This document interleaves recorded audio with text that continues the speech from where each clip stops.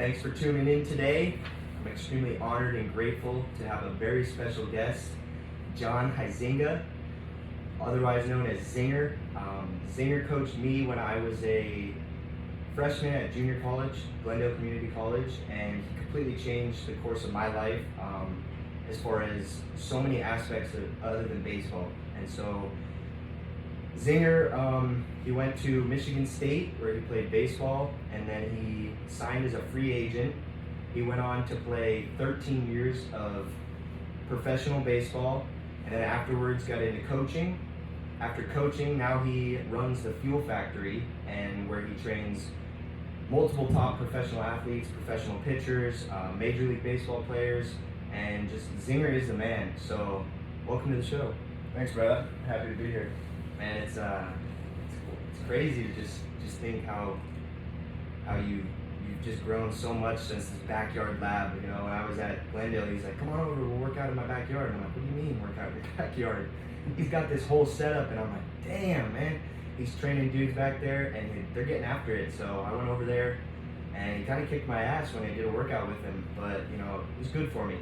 And so Zinger since then has he's moved into the Fuel Factory where he trains countless professional pitchers and hitters, and his story's only growing. He's getting better every day, and I'm grateful that he's on the show. So I first wanted to talk about your baseball story, man. Tell me a little bit about where you started and kind of your journey. Right on. So first of all, I grew up in a really small town. Played a lot of backyard, wiffle ball.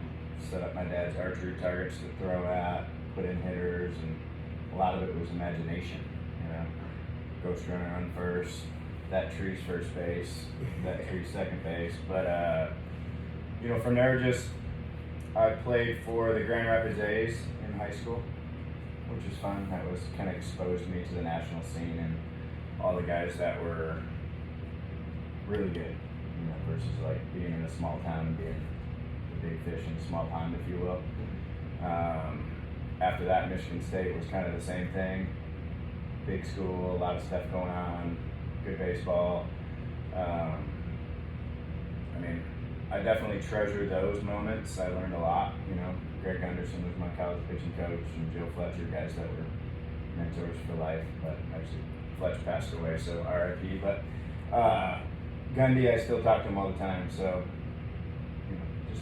I think the biggest thing is the relationships that you make, right? And the connections and at each level. It's awesome. I know we only went to college there, but there's, the baseball game's the same as life. It's more about relationships than really anything to me. So. Yeah, I look back on my 1 year in Division I, and it changed my life forever. It was the guys that made it special. I didn't play much, but it was that family of just brotherhood. So I know where you're coming from with that. So after Michigan State, where did you, what happened? So I had a tryout for an independent league team, and I went there to throw for them. They were going to sign me, but the team they were playing against was the Kalamazoo Kings, which is close to my hometown.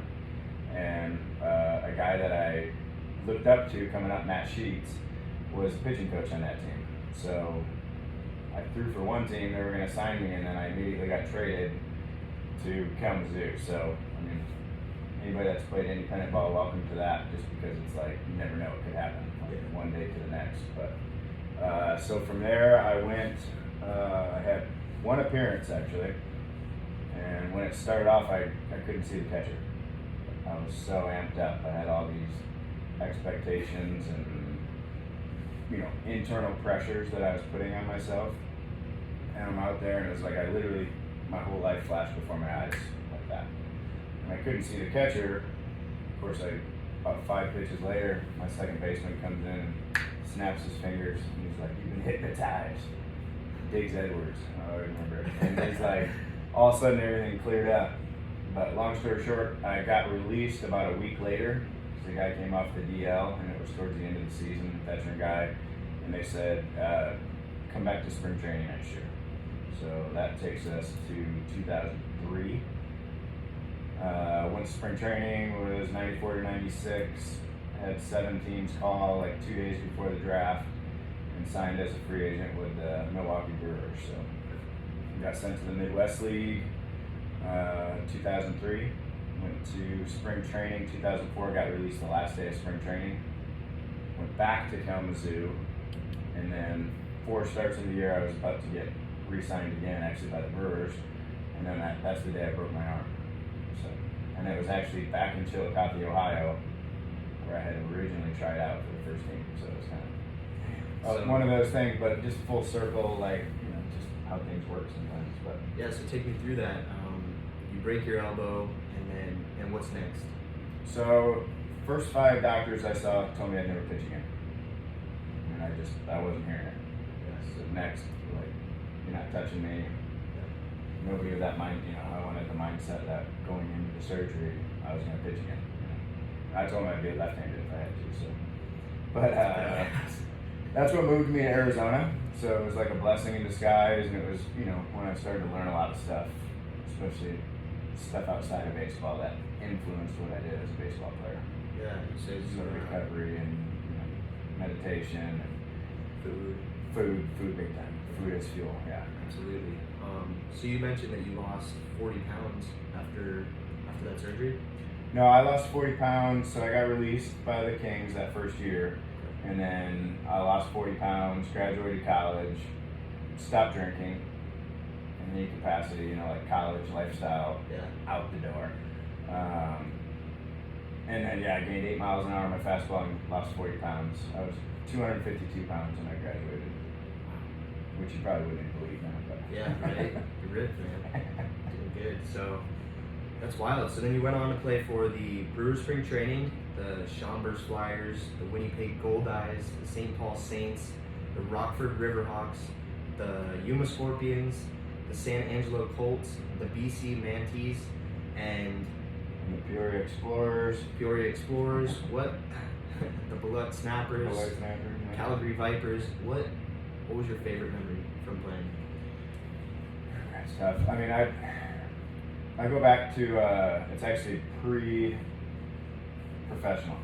It was 1998. We played in the Calumet World Series, Farmington, New Mexico.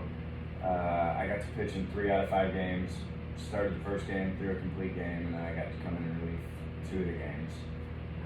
Got the game-winning pitcher jacket or whatever they give away twice, so it was kind of. That's awesome. It was kind of cool, and I had a rubber arm, so I could just go and go and go. Go all day. Yeah. That was a big crowd, right? Yeah. But I mean, as far as pro ball, I mean, I think just the biggest thing was all the relationships. Like when I look at all those teams, it's like all the guys that I met, you know, and relationships that I still have, and, you know, guys that are in your corner, and especially when I got re-signed. In 2014, I signed back to affiliated ball, and my last time there technically was 2003. So I tied or broke some record for the longest time away from affiliated ball, signed back into it, and that was a really good experience. Yeah. Joe Aralt was our manager. I mean, he was just classy. You know, he did things that made you feel, you know, good, and it was a good group of guys. You wanted to be there. Tyler Wagner. I mean, I got to know him there, and he's a buddy for life. So that's so cool. So talk to me. You said you moved out to Arizona. What got you into the well-rounded aspect of a complete baseball player, not just somebody that pitches, but somebody that trains right, somebody that treats their body good, puts good food in, meditates? What kind of difference does that play in your career, and then obviously the kids you're coaching? I think it's confidence. You know, like, you know, you're prepared in every aspect. Where it's like, otherwise this game exposes you, you know, immediately. Absolutely. Where it's like, whether it's a lifestyle thing or a pitch or a location or, you know, certain things that if you're listening, you can learn a lot. Yeah. I know. I was listening to James. Is it Atomic Habits? I don't know the author, but he talks about. He said, you know, he played baseball in college, and he said, I'd rather be the guy that had the habits of the 95 percentile and the talent of the 90 percentile versus the other way around. Like, that is so true, because the one with the better habits is going to win in the long term. So absolutely. Yeah. When you said kids, you know, I think the biggest thing is long-term athletic development, where like a lot of guys when they come in, they're at where they're at. Mm-hmm. That doesn't determine where they're going to get to. You know, the altitude. You know, and endless stories I could tell, but just guys that maybe weren't that guy, and then they worked and they earned it. But then also you see a lot of the guys you're talking about that were super talented, they didn't work it, and you see them get passed. Yep. The tortoise wins the race, right? Absolutely. So tell me, what are you doing now here at Fuel Factory? Kind of the guys you're training, how you're going about it. What's it all about? The 3 F's is basically what we start with for the fuel. Okay. The fuel of desire and dedication that it takes, as you know, every day to show up and get better. Oh, yeah. The food is fuel, which is a big part of our foundation, and then the fuel of performance, where it's like you're gonna play better. You're gonna have optimal thoughts, optimal work habits, all that fun stuff. But just kind of teaching guys from little leaguers up to big leaguers, different stuff. Yeah. Different guys need different stuff, so it's kind of it's definitely custom for each guy. So. For sure. You were telling me a story. For those that don't know, one of the first round picks in 2018, he trains with Coach Zinger, and you were telling me a story that he came to you in your backyard when he was 12 and had no idea how to jump rope, and then you said, "Hey man, you got to learn how to jump rope a little bit," and then he shows up and he's a master. Tell me a little bit about that, that drive, man, that you knew from the beginning, didn't you? Yeah, so guys, especially scouts, would ask me like, "Hey, when did you first know, Libby was going to be a dude?" Yeah. And I was like, "Well, it was the first day he showed up, and he was 11 years old, and he couldn't do my jump rope workout." Yeah. And then he came back literally a week later, and like stared me down while he did it, and just like tore it up. Like, what's next? And I looked to his dad, and I'm like, "Does he have a twin brother?" Because there's no way this is the same kid that I saw a week ago. And he goes, "Well, on the way home, he made me stop at Sports Chalet, buy him a jump rope, and then he was in the backyard. He wouldn't come eat dinner until he could do your jump rope workout." Wow. It was like, it showed, number one, he could learn quick, but also number two is like, if he couldn't do something, the last thing he was going to do is hang his head. It was just no, he's going to get it. Yeah. And I think that's what it takes, because you got to be an adaptable athlete, especially in this game. Yeah. He had that fire inside of him, huh? Oh, It it's was awesome. burning. Yeah, it's awesome. And And he's still got it today. Every day, yep. I saw him yesterday. It's like. And now he's with the St. Louis Cardinals, and he's on the 60-man. Mm-hmm. Wow, it's incredible, man. Yeah, really cool. He started with you at a young age. Talk to me about some of the other guys that you train and coach. The first guy that comes to mind, Manny Parra, was a teammate of mine in 2003 back in Beloit. We were roommates, actually. Okay. And then he actually just retired, but he was pitching down in Mexico, but still playing to this day. Parker Markell, Graham Spraker, Jeremy Jeffress, Justin Miller, Johnny Lamb, Edwin Jackson, Spencer Watkins, Tariq Skubal, Dallas Litcher, James Hoyt, Zach Rosscup. We got Corey Gearin, Mr. Bo Brisky. Mr. Bo Brisky. Yeah, he's one of my favorites, man. I love Bo Brisky. Trevor Cahill, Dylan File, Ken Giles, Shelby Miller. We got Mark Zipczynski, Brian Schlitter, Liam Hendricks, Matty West. Just kind of the guys that I'm looking up on the board right there, but just the guys that I'll sign some pictures for us. But you got an arsenal. Yeah, quite an arsenal. You got All-Stars and World Series winners, and Edwin's got his no-hitter and World Series too. But some really good dudes. And then, guys that I think the coolest thing to see is that these guys come in here, they're big leaguers, they've done this, they've done that, but they're still looking to get better. Yeah. And I think that's the awesome part about this place is like everybody's trying to grow. Yeah. So when you're in that culture, it's infectious. If you got something you're growing towards, man, that's happiness. If you man without a vision will perish, so you're doing it right, dude. Yeah. It's just so awesome. I come in here, I've been here about 5 times, and every single time, like these big leaguers, they're working with the kids. They're helping out younger kids, and I'm like, man, that is so cool. They're not too big for the game. They're not too big for somebody else. They're down to earth, and I love that. pretty much any guy that's in here it's really cool to see, but it's like they love giving back. It's not like, and it might be a pitcher to a hitter, like, hey, they just faced him and, hey, what'd you see? Why'd you throw that pitch? And, you're learning about, your strengths and your weaknesses from somebody who, has been to the highest level, which is sweet. For sure. Sorry about that. No, you're good. But I think, the culture of that is really cool, because then kids can also see, like, hey, this is what I could do too, whereas, like, if you're not exposed to that ever, you really never see it. So once you kind of can see that greatness, the idea is that success leaves clues. So when you watch these guys, if you're watching, you can learn something. Definitely, yeah. So talk to me. Food is fuel. How important a role does that play as an athlete, and not only as an athlete, but as a human being? I mean, I think it's foundational. It's our number one thing, along with breath work and mindset. But for me, it started just because I was in the college lifestyle. Mm-hmm. And I really had no idea. I was unaware. I was almost unconscious, if you will, of what I was doing to my body on a recovery cycle. Where it's like, if you're staying up late, drinking beer, eating pizza, you're gonna recover a little different than if you're drinking green tea and some goji berries. Yeah, for sure.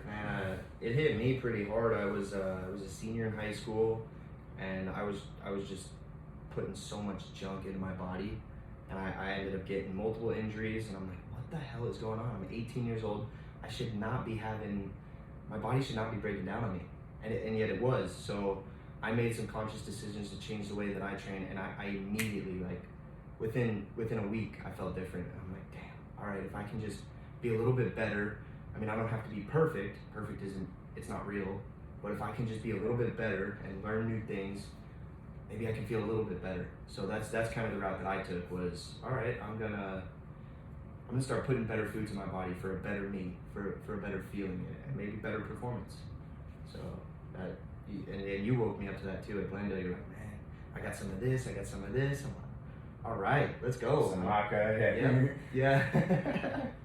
But I think, when you look at it, it is recovery, and it's feeling your body for peak performance and then longevity, which is what we're after, is being able to play this game as long as we can. Absolutely. Like you didn't get my text. You're good. Oh, he went around. Did he? Yeah. Which is what we're after, is being able to play this game as long as we can. Absolutely. Game as long as we can. Play the game as long as we can. Yeah, I agree. I just recently stopped playing ball, but I look at it as, how long can I live to have the biggest impact on this planet? That's my goal. Is society sets these standards and expectations, like, oh, it's 100 years old. Well, there's so many stories and so many people that defy the odds. Well, why can't I defy that odd? Why do I have to be like everybody else? So I'm starting to put really good food in my body. I'm on the 75 card right now. I haven't touched junk food in 63 days now. So I've got 12 days left. Feeling great, but it's changed my life, the way that I feel my body now. I feel so much energy. I can get up early. So if you're listening to this and you're struggling with energy, or you're struggling with maybe some mental fog, a lot of it stems from just junk in the gut. You got a brain down there. They tell you, hey, you have a brain in your head. Well, you also have a brain in your heart, and you have a brain in your stomach. And everything that you put in your body, mentally, physically, it all matters. It all plays a role in who you are. So yeah, it's a vibration, right? Like, every thought is a vibration. Every food that you eat is a vibration. You got your fast food down here, and then you got your superfoods up here. Your blue-green algae and chlorellas and all that fun stuff. Mm-hmm. So it was crazy, man. You woke me up to meditation. I had never done it before. I honestly never even heard of it before. I just affiliated it with, like, yoga. All these yogis go out in the middle of nowhere and they're, but Sure. It's crazy how much it's changed my life. And I remember sitting there at practice one day, and you're like, hey, we're gonna visualize, and you laid the whole team down, and we were just visualizing for 15 minutes, and I was like, wow, what did I just come across? And you know, I've introduced it more and more, and then I made a commitment to myself. I said I will not miss a day this year. So I'm about 8 months in, and I feel absolutely amazing.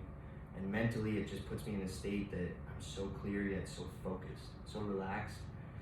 I don't think I'll ever go a day without it.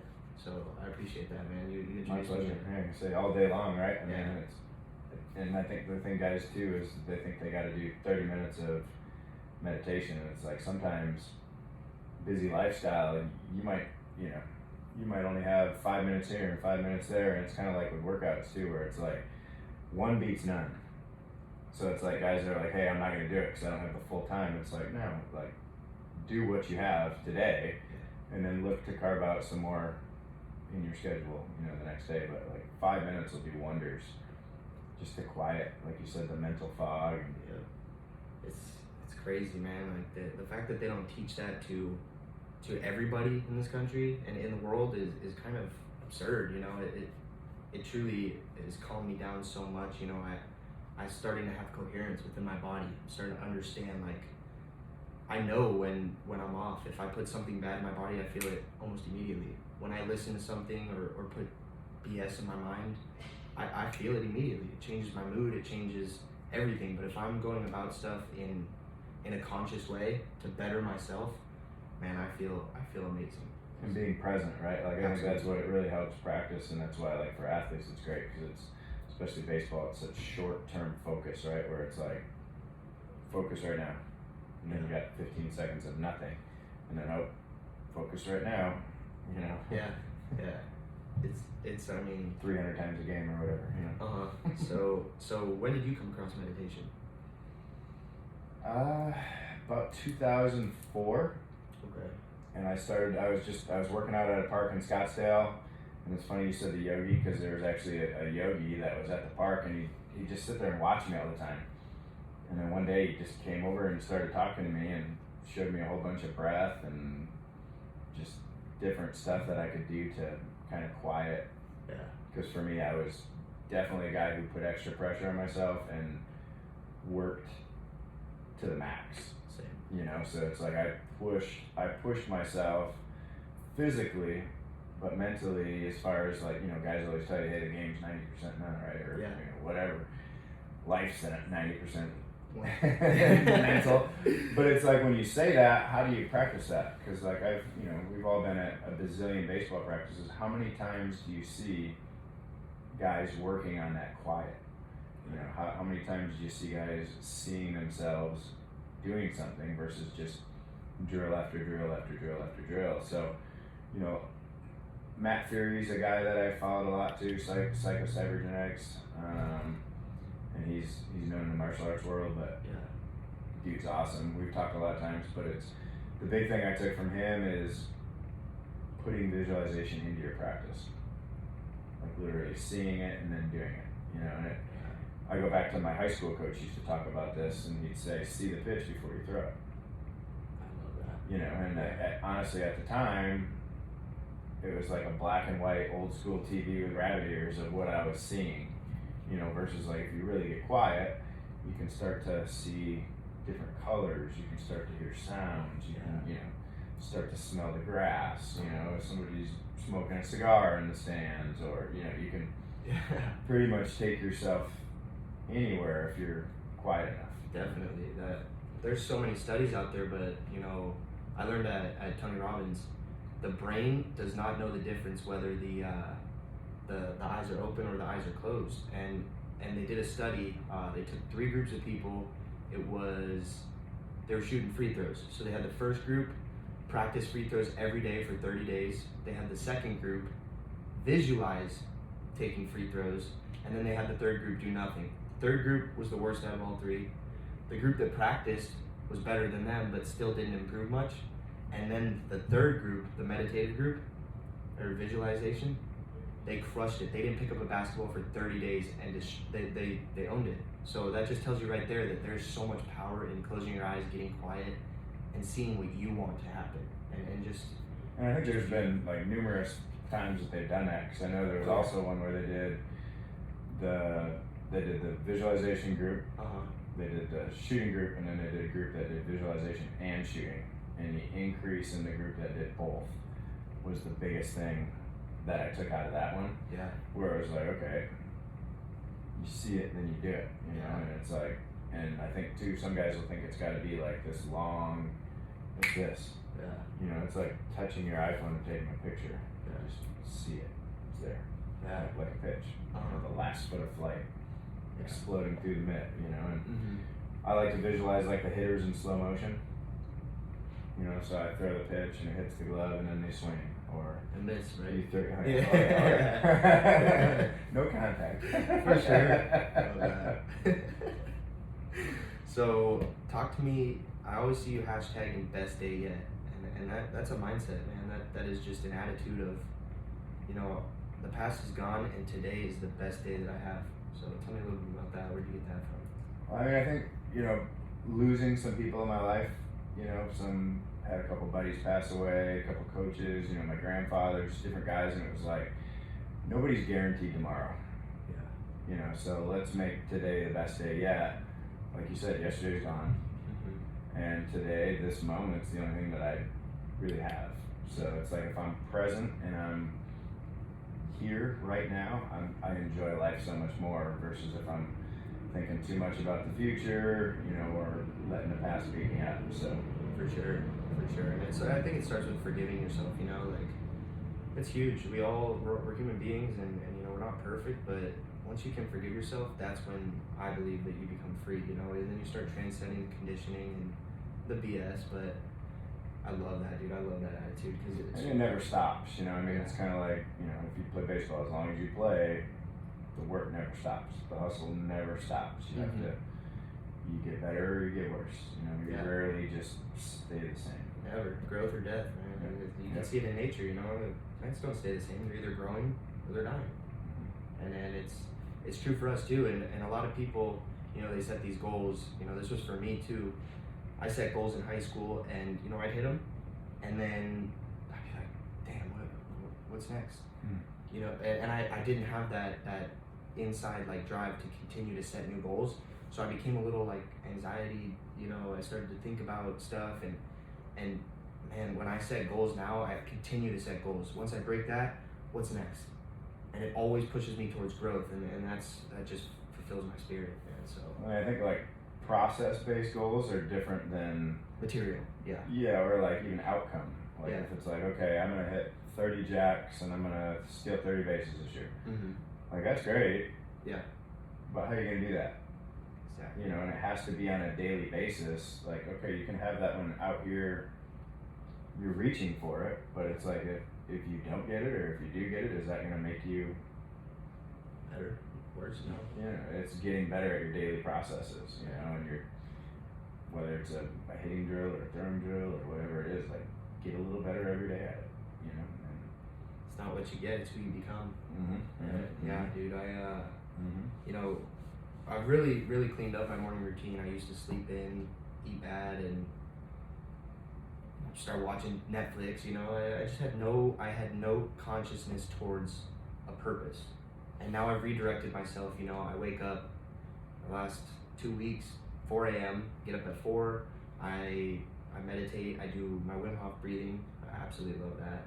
And then after that, I go into a workout, and then I read. And then that's my everyday routine, and you know, it gives me that purpose, that process, you know, versus if I can just stick to these things every single day, I know I'm gonna get better. Versus looking at, okay, I wanna be a millionaire businessman. Well, okay, what's it gonna take? And so that's the process that I've laid. What does your process look like? Like as far as morning routine goes? Yeah, maybe morning routine or your daily process of just armors you up for the day. I mean, my biggest thing starts with the thoughts, like just the things that you're thinking about. Like I like to think about 10 things, you know, roughly before I get out of bed. So it's like I wake up and I just want to go to there, you know, go to the thank you and, you know, go to the purpose. You know, I think it's way bigger than just baseball. You know, the world's tough and there's a lot of things that the game helps prepare us for, being adjustable, being coachable, you know, things that make us better dads and bosses and teachers and coaches. And you know, after that, it's usually my guys. You know, I think that's the big thing for me now. I mean, I still do train a lot, and but it's kind of like the airplane thing where they tell you to put your oxygen mask on first. Where it's like if I'm not working out or if I'm not doing my stuff, I'm a different coach versus like, okay, I've taken care of all my stuff, now I'm ready to help. You know, versus otherwise, you know, because you'll sit there and be like, I wanted to do this or I want to do that. It's like, no, get that done.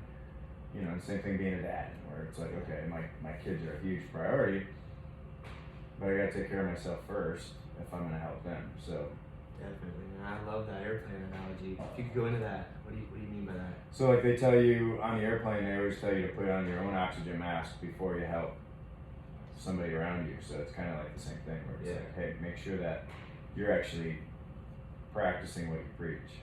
You know, you're actually walking the talk versus, you know, I think we've all been around people that are talkers.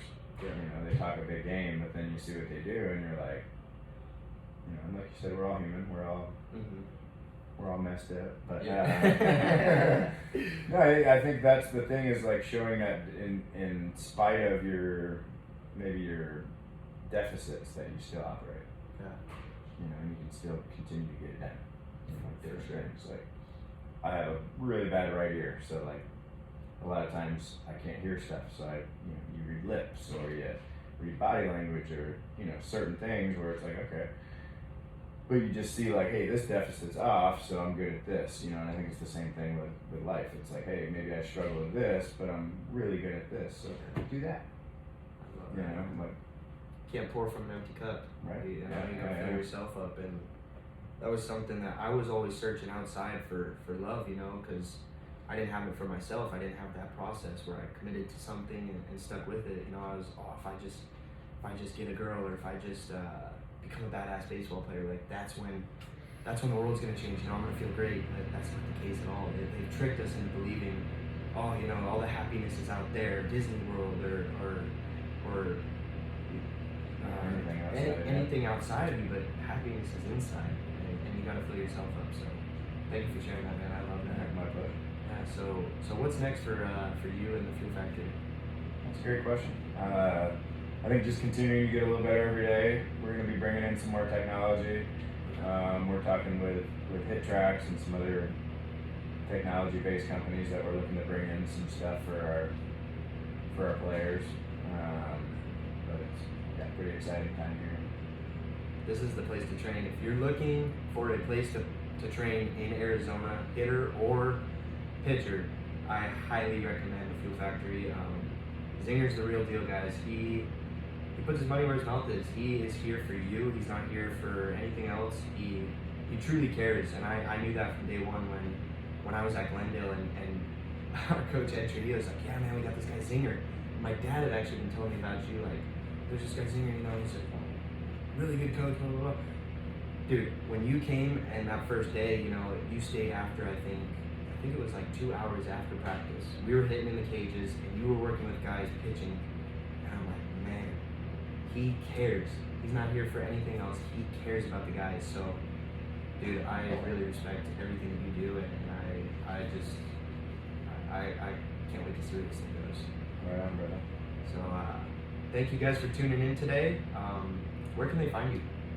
FuelFactorySports.com would be the website, and then if you want to find me on Instagram, we've got Fuel Factory Sports, and then I've got Coach Zinger. Right on, man. Well, it's been a pleasure today, dude. My pleasure too, brother. Oh, man. Hell, now.